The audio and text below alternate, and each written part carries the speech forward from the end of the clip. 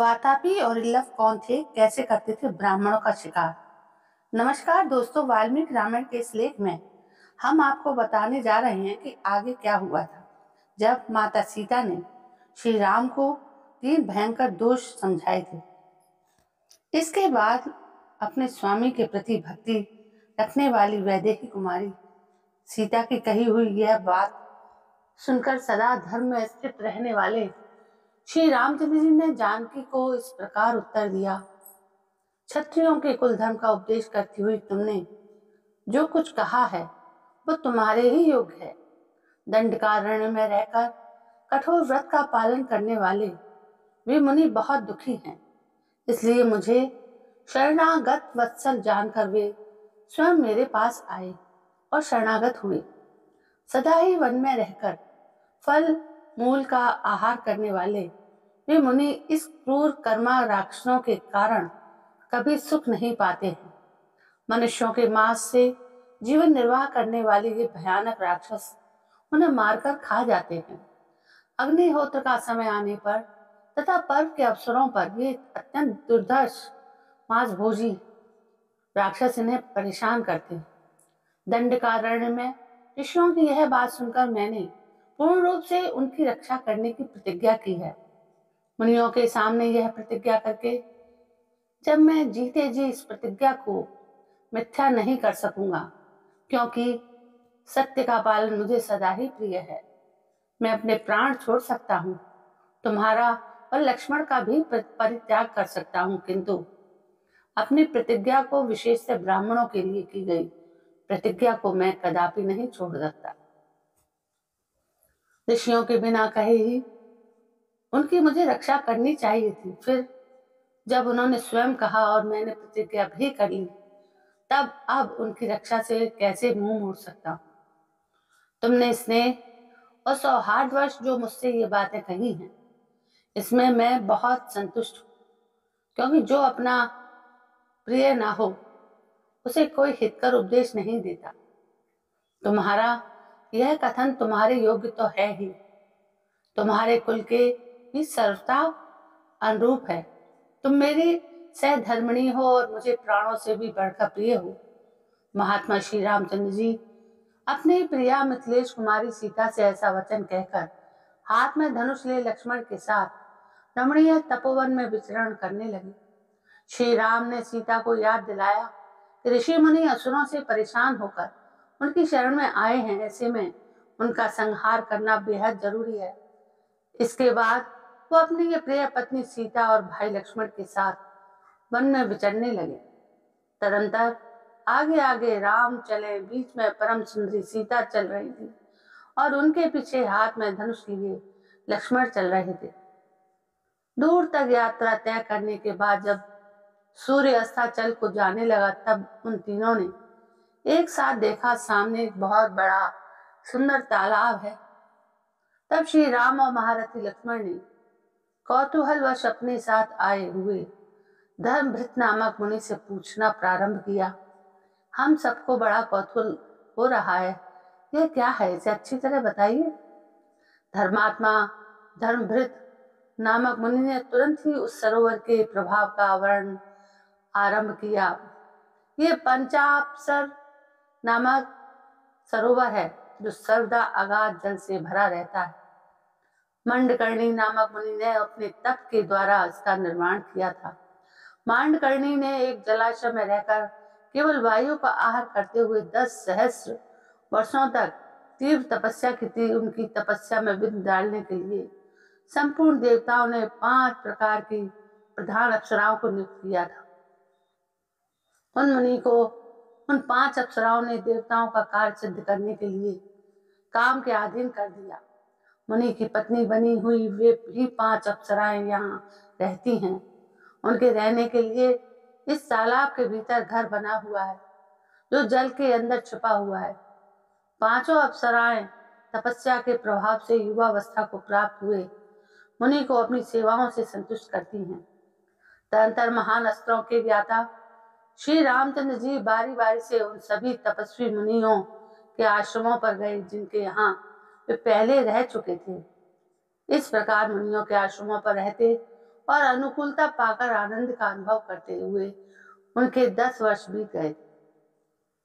इस प्रकार सब और घूम घूम कर धर्म के ज्ञाता भगवान श्री राम सीता के साथ फिर सुतीक्ष्ण के आश्रम पर ही लौट आए। राम उस आश्रम में आकर वहां रहने वाले मुनियों द्वारा भली भांति सम्मानित हो वहां भी कुछ काल तक रहे। सुतीक्ष्ण मुनि से एक दिन भी राम ने मुनि श्रेष्ठ अगस्त जी का दर्शन करने की इच्छा प्रकट की। सुतीक्ष्ण मुनि ने श्री राम को उनके आश्रम का रास्ता बता दिया। मुनि का यह वचन सुनकर भाई सहित श्री रामचंद्र जी ने उन्हें प्रणाम किया और सीता तथा लक्ष्मण के साथ अगस्त जी के आश्रम की ओर चल दिए। वाल्मीकि रामायण के अरण्य कांड में जब श्री राम ने अगस्त मुनि के आश्रम पर जाने का निर्णय किया, उसके बाद श्री राम ने लक्ष्मण को मुनि के प्रभाव का वर्णन करने वाली एक कथा सुनाई।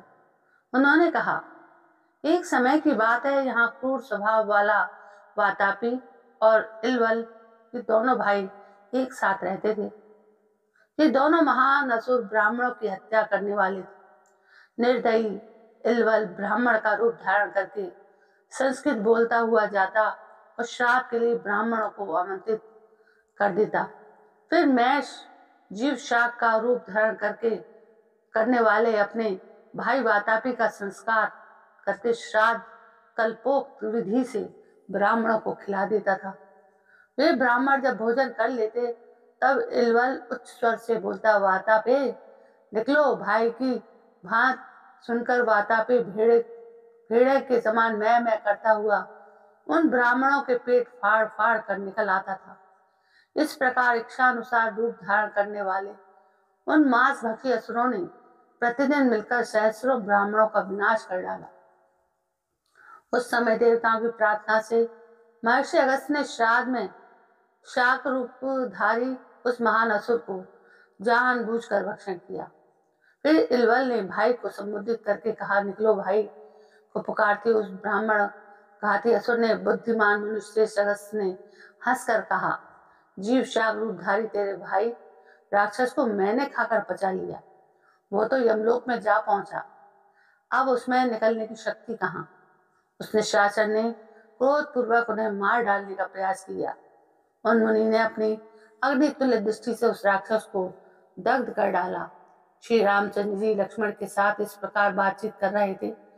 इतने में ही सूर्यास्त हो गया और संध्या का समय हो गया। तब भाई के साथ विधि पूर्वक साय संध्योपासना करके राम ने आश्रम में प्रवेश किया और उन महर्षि चरणों में मस्तक झुकाया। वो रात बीतने पर जब सूर्योदय हुआ तब श्री रामचंद्र ने अगस्त के भाई से विदा ली। उसके बाद मुनि का महिमा का बखान करते हुए श्री राम के आश्रम पर आ गए। उन्होंने लक्ष्मण से कहा, अब हम लोग आश्रम पर आ पहुंचे, तुम पहले प्रवेश करो और महर्षियों को सीता के साथ मेरे आगमन की सूचना दो। वाल्मीकि रामायण के इस लेख में हम आपको बताते हैं कि आगे क्या हुआ था। श्री राम अपने छोटे भाई लक्ष्मण जी और पत्नी सीता के साथ सुतीक्ष्ण मुनि के आश्रम से विदा लेते हैं। इसके बाद सुतीक्ष्ण की आज्ञा लेकर वन की ओर प्रस्थित हुए। अपने स्वामी रघुनंदन श्री राम ने सीता ने स्नेह भरी मनोहर वाणी में इस प्रकार कहा, जगत में काम से उत्पन्न होने वाले 3 ही व्यसन है। मिथ्या भाषण बहुत बड़ा व्यसन है, किंतु उससे भी भारी 2 व्यसन और हैं, पर स्त्री गमन और बिना बैर के ही दूसरों के प्रति क्रूरतापूर्ण बर्ताव। इनमें से मिथ्या भाषण रूप व्यसन तो ना आप में कभी हुआ है ना आगे होगा ही।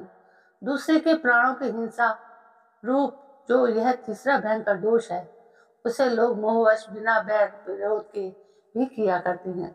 वही दोष आपके सामने भी उपस्थित है। आपने दंडकारण्य निवासी ऋषियों की रक्षा के लिए युद्ध में राक्षसों का वध करने की प्रतिज्ञा की है। आपको इस घोर कर्म के लिए प्रस्थित हुआ देख मेरा चित्त चिंता से व्याकुल हो उठा है। आपकी प्रतिज्ञा पालन स्वरूप व्रत का विचार करके मैं सदा यही सोचती रहती हूँ कि कैसे आपका कल्याण हो। मुझे इस समय आपका दंडकारण्य में जाना अच्छा नहीं लगता। संभव है समस्त वंचारी राक्षसों को देखकर कदाचित आप उनके प्रति अपने बाणों का प्रयोग कर बैठे। पूर्व काल की बात है, किसी पवित्र वन में जहाँ मृग और पक्षी बड़े आनंद से रहते थे। एक सत्यवादी एवं पवित्र तपस्वी निवास करते थे। तपस्या में विघ्न डालने के लिए शशीपति इंद्र किसी योद्धा का रूप धारण करके हाथ में तलवार लिए एक दिन उनके आश्रम पर आए। उन्होंने मुनि के आश्रम में अपना उत्तम खड्ग रख दिया। पवित्र तपस्या में लगे हुए मुनि को धरोहर के रूप में वो खड्ग दे दिया। धरोहर की रक्षा में तत्पर रहने वाले वे मुनि फल मूल लाने के लिए जहां कहीं भी जाते उस खड्ग को साथ लिए बिना नहीं जाते थे।